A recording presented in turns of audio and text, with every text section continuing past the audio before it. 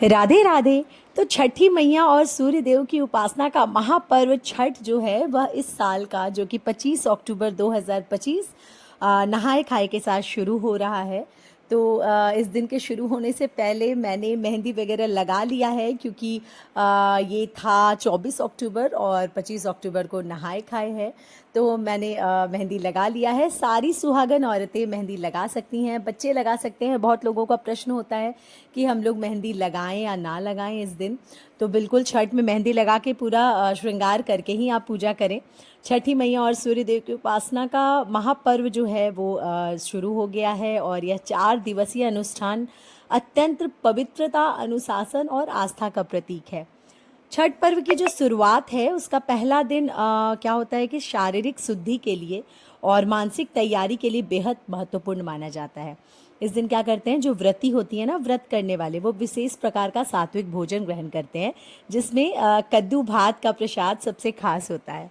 तो ये जो कद्दू भात का प्रसाद क्यों खास है, इसकी क्या विशेषता है, क्या महत्वपूर्ण नियम है, ये जानना बहुत ज़रूरी है। क्योंकि कई लोग हैं जो पहली बार कर रहे हैं। बिहार झारखंड में अलग नियम फॉलो होता है।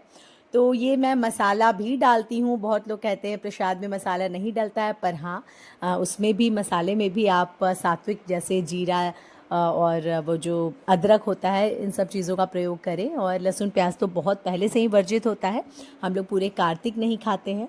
तो देखिए, ये दाल है जो कि चना दाल ही बनता है, कद्दू का सब्जी बनता है, बहुत लोगों के घर आलू का भी सब्जी बनता है, बहुत जगह पकौड़े वगैरह भी बनते हैं बिना प्याज लहसुन के, और जैसे चावल, हमारे यहाँ पराठे भी बनते हैं। तो अलग अलग जगह का अलग अलग नियम है। बस ये नियम है कि आज के दिन सात्विक शुद्ध भोजन करना है हमें, और ये जो व्रती हैं वो पहले खाती हैं, उसके बाद हम लोग खाते हैं। तो नहाए खाए के साथ ही सूर्य की उपासना की शुरुआत मानी जाती है। और छठ व्रत में सूर्य देव और छठी मैया की पूजा की जाती है, क्योंकि सूर्य देव जो है ऊर्जा और जीवन में जो संतान सुख के प्रतीक हैं। इस दिन से ही व्रती अपने वचन, मन, कर्म को पूर्णतः पवित्र करने का संकल्प लेती हैं। तो नहाए खाए का पवित्रता का जो पहला कदम है, उसमें हम लोग इसका मतलब अर्थ होता है कि स्नान करके भोजन ग्रहण करना।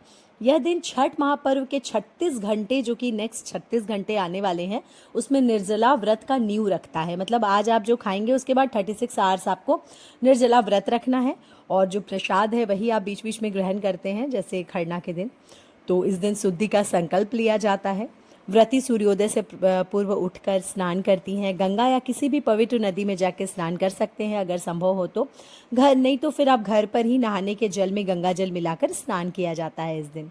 स्नान के बाद स्वच्छ वस्त्र धारण करती हैं। व्रती छठ पूजा का संकल्प लेती हैं। यह स्नान जो है ना, वो शरीर और मन को पवित्र करने का, मतलब व्रत को तैयार करता है। व्रत के लिए हमारा जो मन है उसको पवित्र करता है। और इस दिन घर की स्वच्छता बहुत ज़रूरी है। इस दिन पूरे घर और रसोई की साफ सफाई पर विशेष ध्यान दिया जाता है, क्योंकि छठ पूजा में पवित्रता का सबसे अधिक महत्व है। प्रसाद बनाने के लिए भी नए या एकदम साफ बर्तनों का ही प्रयोग किया जाता है।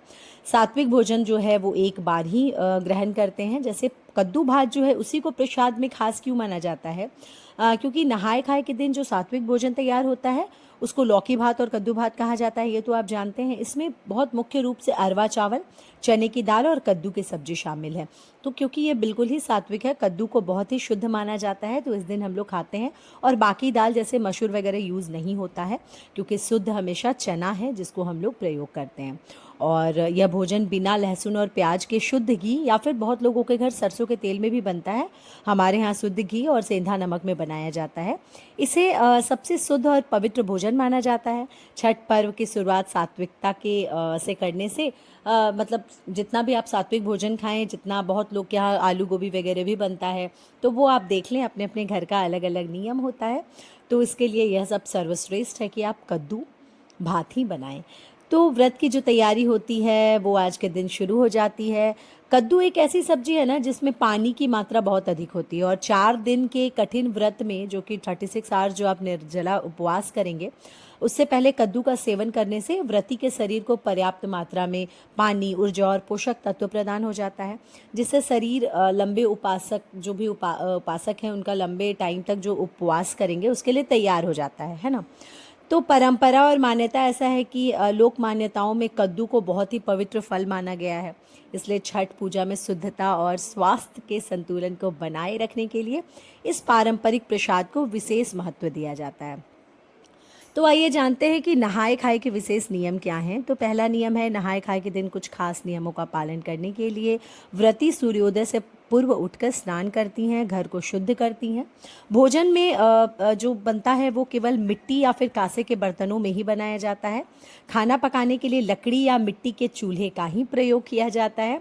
भोजन में लहसुन, प्याज, नमक का उपयोग नहीं होता है, सेंधा नमक का उपयोग होता है। प्रसाद पहले सूर्य देव को देती हैं और फिर देवी अन्नपूर्णा को दिया जाता है, और उसके बाद फिर ही हम लोग व्रती जो होते हैं भोजन ग्रहण करते हैं। उसके बाद हम लोग भोजन ग्रहण कर सकते हैं। तो इस प्रकार कद्दू भात का बहुत ही ज़्यादा विशेष नियम है, जिसको हम लोग कद्दू भात या फिर नहाए खाए कहते हैं। तो बिहार में जो है हमारे, क्योंकि मैं झारखंड में रहती हूँ, हमारे तरफ तो इसका बहुत ही ज़्यादा नियम है।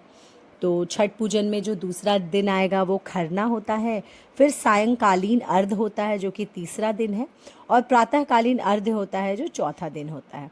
तो खरना की तैयारी आज के बाद कल से शुरू हो जाएगी। सुबह से ही लोग लग जाते हैं और शाम के 3-4 बजे से नदी में जाके, उस दिन भी स्नान का नियम है, स्नान करके जब औरतें आती हैं घर पे तो फिर आपका जो खीर है वो बनता है, उसकी तैयारी होती है। तो नहाए खाए में छठी मैया और सूर्य देव की पूजा बस ऐसे की जाती है। और देखिए, सबसे पहले व्रती जो हैं वो खा लेते हैं, प्रसाद ग्रहण कर लेते हैं भगवान को देने के बाद, और फिर हम लोग खाते हैं। राधे राधे।